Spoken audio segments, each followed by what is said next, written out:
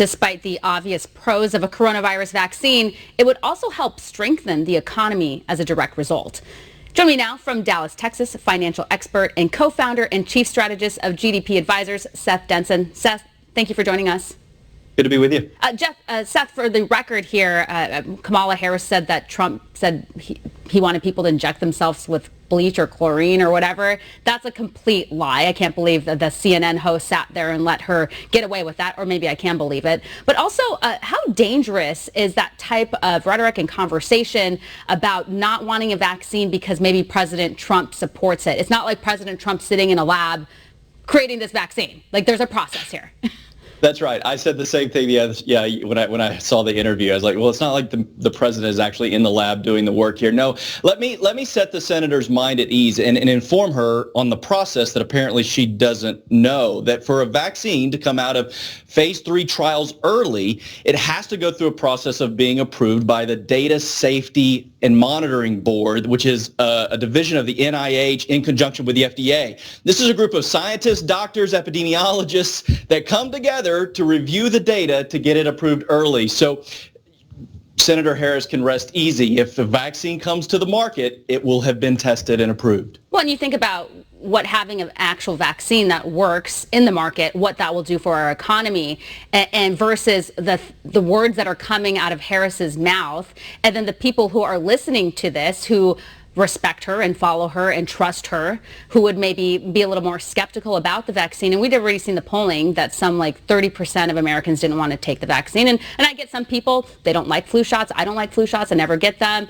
I'm a little skeptical about the vaccine. But this coming from a candidate, and also because she doesn't like Trump, that's just a whole nother topic. Well, this is just irresponsible talking points. And again, that's effectively what we've always seen from Senator Harris. And not even before she was candidate Harris, was this ability to dodge every question that a reporter asks and understand she never actually answers the question as to whether or not she would take a vaccine. She immediately pivoted to Trump, which has nothing to do with the vaccine. And I think that's the challenge here. And it's why we're continuing to see more and more Americans say that they wouldn't take the vaccine, is because they're listening to these leaders who are spinning talking points without the data to back them up. As for coronavirus relief, many Americans are still waiting, wondering when it's on the way. There is some discussion today that Senate Majority Leader Mitch McConnell, they're working on a deal here. They're talking about $300 per week federal unemployment benefits to the end of the year, another round of Paycheck Protection Program, PPP funding. So do you think this is going to come through? I'm probably on the side of I don't know that it will, and I'm probably leaning that way. And here's why. You've got two looming issues coming.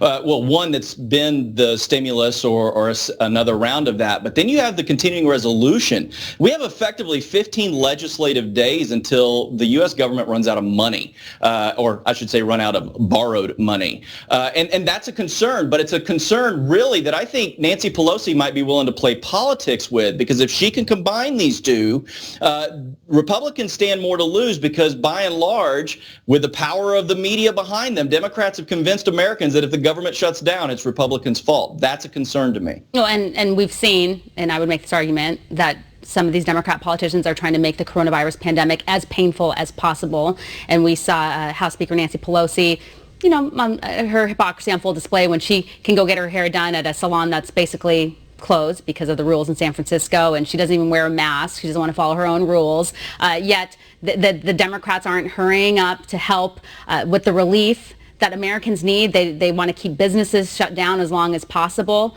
I mean, it seems to be a trend here.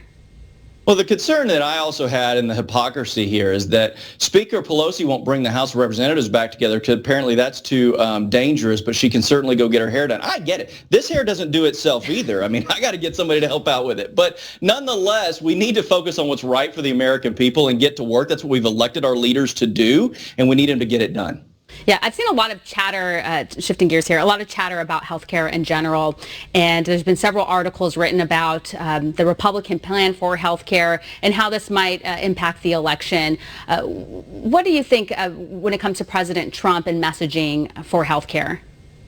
Listen, this president has done a lot by way of health care, but he's done it through executive order, lowering prescription drug cost, engaging in transparency. These are the free market things that we need to happen in health care. But the president has failed miserably on owning the narrative. And sadly, in today's world, politics is about perception. And I think the Democrats are going to come at the president really hard in the closing days of this election because he hasn't released a plan. And that's what we need from him. The blueprint is there. He just needs to release the plan to tell Americans, hey, if you give me another 4 years, this is what I'm going to do. Yeah, he should also remind everyone, too, about the individual mandate. That was another success. A lot of people were pretty furious that they had to pay money if they didn't even have health care. And so if they couldn't afford health care, then why would they be paying extra for something they weren't even receiving? It's pretty crazy. Well, Seth, we're going to have to leave it here. Thank you. Thanks, Tim.